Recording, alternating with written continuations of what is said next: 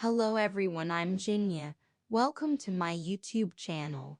Many friends, after suffering from spleen and stomach diseases, ask me how to take care of our spleen and stomach and how to prevent them from getting hurt. Here I tell everyone that moderation in diet is the most important thing. Because one of the main reasons that harm the spleen and stomach is irregular eating, spicy and irritating food, overeating and drinking, and being hungry one meal and full the next. This is one of the main causes of spleen and stomach diseases. In the Huangdi Neijing, the Yellow Emperor's classic of medicine, it is said that ancient people could live to 100 years old and still be agile and flexible. One of the reasons is moderation in diet. From this, we can see that moderation in diet can not only take care of the spleen and stomach, but also is the secret to our healthy and long life. So, what is moderation in diet? I believe it should be arranged according to the solar terms and seasonal changes of nature with an attitude of reverence for life. We should comply with nature and not go against it. In particular, it is emphasized to eat foods that are in season and locally produced. For example, when spring comes, everything sprouts, plants turn green and begin to sprout tender green buds. At this time, we should eat fresh green vegetables as the main food. These vegetables have a sprout breath that can promote the growth of the liver and gallbladder qi, which is just right to eliminate the accumulation of autumn fat in winter and stretch the essence and blood that must be stored in winter. When summer comes, everyone should eat some foods that nourish their body fluids. Why eat foods that nourish body fluids? Because there is more sweating in summer, and appropriately increasing some saltness is necessary. When autumn comes, various fruits are available and the season is relatively dry. We should eat some sour and sweet foods to replenish body fluids and relieve dryness. When winter comes, we should eat more meat to nourish our essence and blood. In terms of drinking in spring, we should drink some things that stimulate the operation of qi in blood and are beneficial to the growth of the liver and gallbladder qi, such as hot and sour soup or a little alcohol. And drink less turbid salt water. In autumn we drink some fruit juice, light salt water in summer, and in winter we can make some thick soup. Secondly, we should pay attention to the rhythm during the process of eating and drinking. Many people ask, what is the rhythm of eating? We often say that we should eat and drink one mouthful at a time, because the movement of the stomach and intestines is a process of changes in Ungkung. Note the original text seems to have a mistake here, as Ungkung typically refers to the concepts of fullness and emptiness in traditional Chinese medicine. But it's not clear how it applies to the context of gastrointestinal motility. The smooth muscle of the gastrointestinal tract moves rhythmically. After food or drinks enter, it becomes full and then gradually empties, goes down, goes to the small intestine, and then to the large intestine. It has a rhythmic wave-like rhythm. Therefore, when we eat, we must leave some room for the stomach and intestines, allowing the power of gastrointestinal motility to overcome the capacity of the food. This is conducive to digestion and absorption.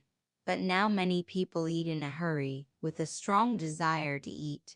They are chewing in their mouth, and chopsticks have already reached into the plate to pick up, and eyes may also be looking at the pot. So many people eat fast, which can be described as wolfing down. This is not afraid. The key is that they keep swallowing and swallowing. In this way, our stomach and intestines are suddenly filled with food and drinks, losing elasticity and the rhythm of movement, which is easy to cause food accumulation and blockage. This is why we often emphasize that we must chew slowly and swallow slowly. The last point is moderation in diet. When we eat, we must have rhythm. I often say that we should eat 70 to 80 full. The so-called fullness is the process of filling the stomach and intestines. Why don't we fill it to 100 at once? Let's see how traditional Chinese medicine explains it. Traditional Chinese medicine says that the six fu organs use passage as their function, and the six fu organs are the yang transmission. In other words, they do not store, but transport quickly, acting like a passing god of wealth. Once you eat until your stomach is full, you will lose the function of gastrointestinal motility and digestion.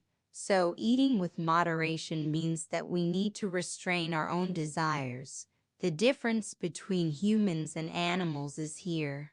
The reason why humans live healthier, longer, and happier lives than animals is that we have rationality. This rationality is reflected in diet. That is, when you are thirsty, drink, and when you drink, drink some hot water. I often tell everyone that when drinking water, you should sip slowly. For example, you can take 2 or 3 sips each time. This is called savoring. People who drink water like this are tasteful. When eating, no matter how delicious the food is, you should consider the time, place, and occasion. Eat well in the morning. Be full at noon and eat less in the evening. Even if you eat until you are full, it is only 70 to 80 full. When you say 70 to 80 full, healthy people have this sign. When they are 70 to 80 full, they will gently burp to remind you that they are full and comfortable. When will this happen? It is when you chew slowly and swallow slowly. If you wolf down your food, this phenomenon is rare. People with unhealthy spleen and stomach always stuff themselves full, and their gastrointestinal tracts do not move and they can't burp. Some people drink cold drinks, and after drinking cold drinks they burp. I tell you, this burp is fake. It is easy to add carbon dioxide to cold drinks, which turns into gas and comes out. In addition to not promoting gastrointestinal motility, this process also takes away a lot of heat, lowering the temperature of your stomach, causing a loss of hunger and fullness feelings and the ability to move. Now, when we look at TV advertisements, many stars are holding a chicken in one hand and a drink in the other, eating so fragrant. What information does the advertisement convey to us? That's all capital operation, misleading a lot of our dietary habits, making you eat hard, haha.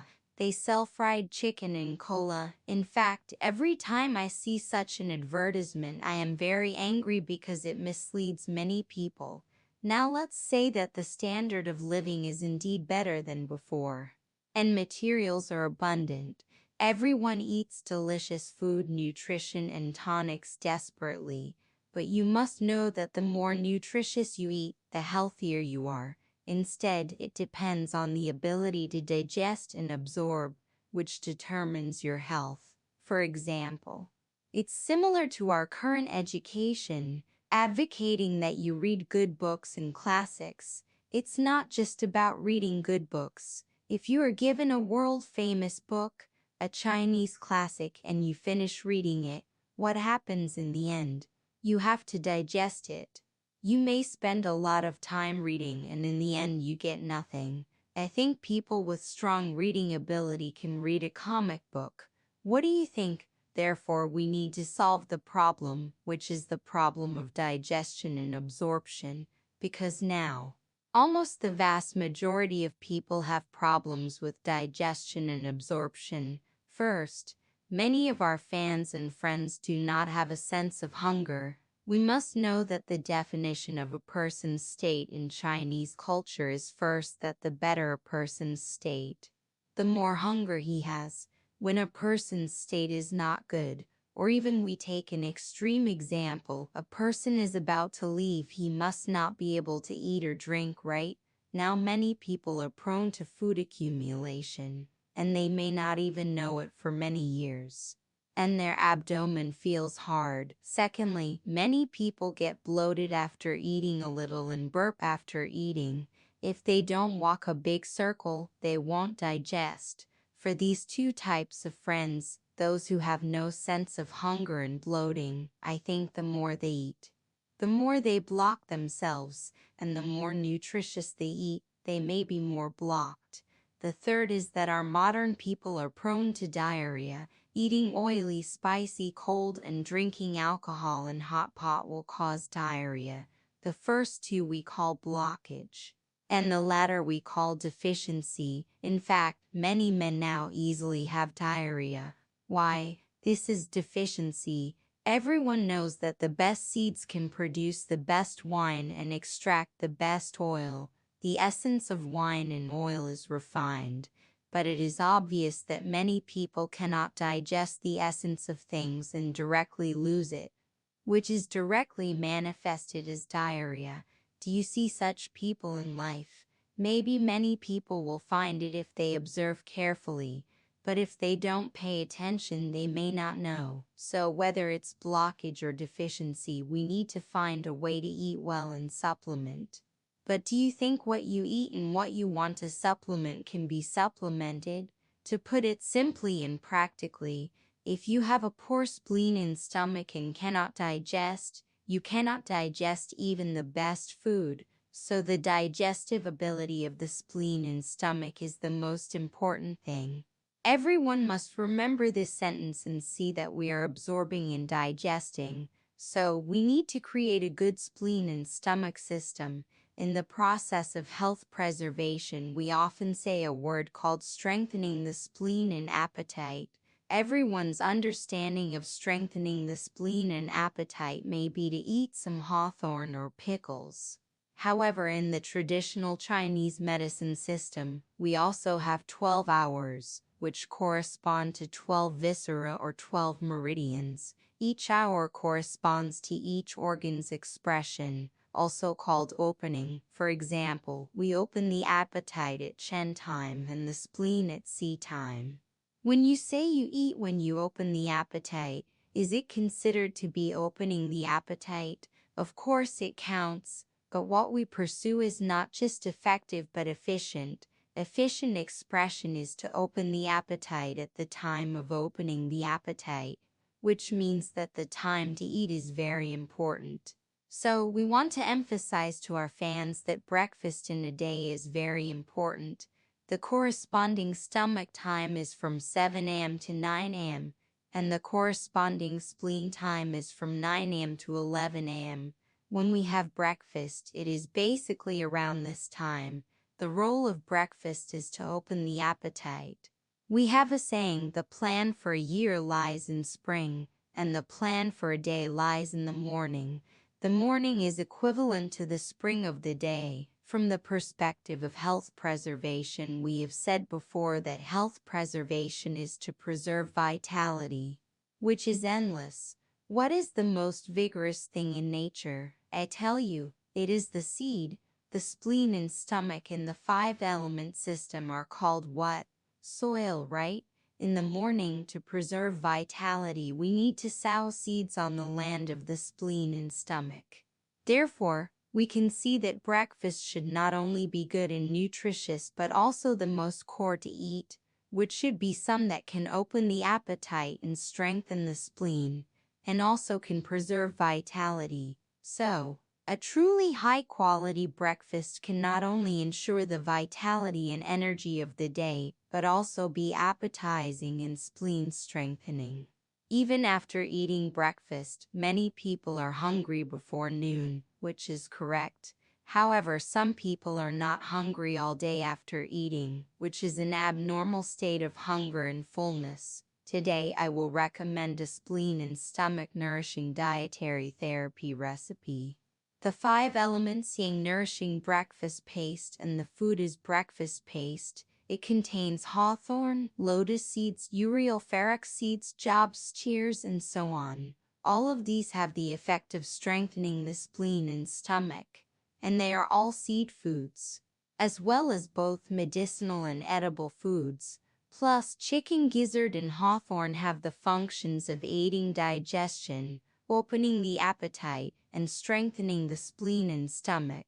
When you say that we focus on eating and strengthening the spleen and appetite at this time, Let me remind everyone that the 10-dimensional breakfast pot and the 5 elements nourishing breakfast pot are all based on the ancient prescription of the four immortal soup. I have added and subtracted it and combined it with the physique of modern people to upgrade it into the 5 elements breakfast paste and the 10-dimensional breakfast paste, which are very suitable for us as breakfast. Today I talked about moderation in diet. Friends who listen to this program should pay attention to the concept of breakfast. We must preserve vitality, nourish the spleen and stomach, and have enough nutrition in 3 meals a day. Our bodies will get better and better. Alright, I have shared this with you in this issue. Thank you for watching, and see you next time. If this program is helpful to you, please share it with more people. Let love be passed on and benefit more people. Goodbye.